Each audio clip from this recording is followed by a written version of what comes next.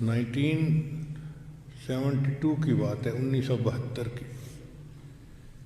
اس وقت ہم لوگ یونیورسٹی میں پڑھتے تھے، تو میرا ایک کلاس فیلو لڑکا تھا، وہ ادارہ اسلامیات والوں کا رشتہ دار تھا، عثمانی خاندان سے تھا۔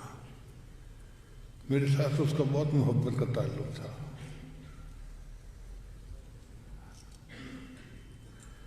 تو وہ میرا پیر بھائی، لیکن محبت ایسے کرتا تھا جیسے شاگرد میرا ہو یا مرید۔ ایک دن مجھے کہنے لگا کہ ہمارے گھر مفتی اعظم تشریف لائے ہیں، آپ ملاقات کرنا چاہیں گے؟ میں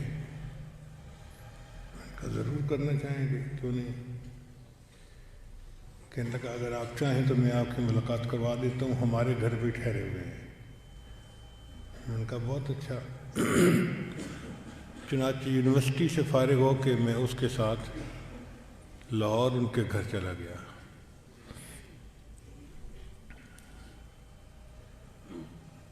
تو وہ جو مفتی اعظم پاکستان تھے، ان کا نام تھا حضرت مفتی محمد شفیع رحمۃ اللہ علیہ۔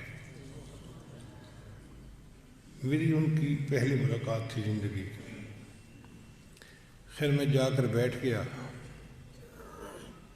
تھوڑی دیر گزری تو حضرت تشریف لائے۔ قد بہت اونچا نہیں تھا اور السلام علیکم کہہ کے بیٹھ گئے۔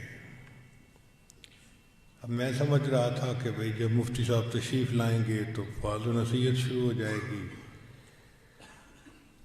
اور وہ خطاب فرمائیں گے اور مجھے ان کی باتیں سننی ہیں،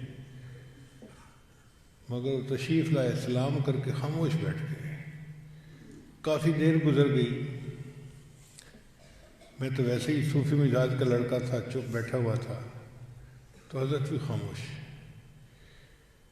کافی دیر کے بعد حضرت نے ایک سوال پوچھا کہ علم کسے کہتے ہیں؟ میں نے کہا جاننا۔ پھر انہوں نے میرے ساتھی سے پوچھا، اس نے بھی کہا جی جاننا، پہچاننا، علم کہتے ہیں۔ حضرت خاموش رہے۔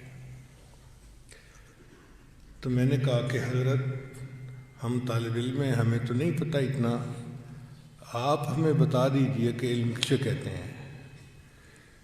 تو اس وقت حضرت مفتی صاحب نے ایک بات فرمائی کہ علم وہ نور ہے، علم وہ نور ہے جس کے حاصل ہونے کے بعد اس پر عمل کیے بغیر چین نہیں آتا۔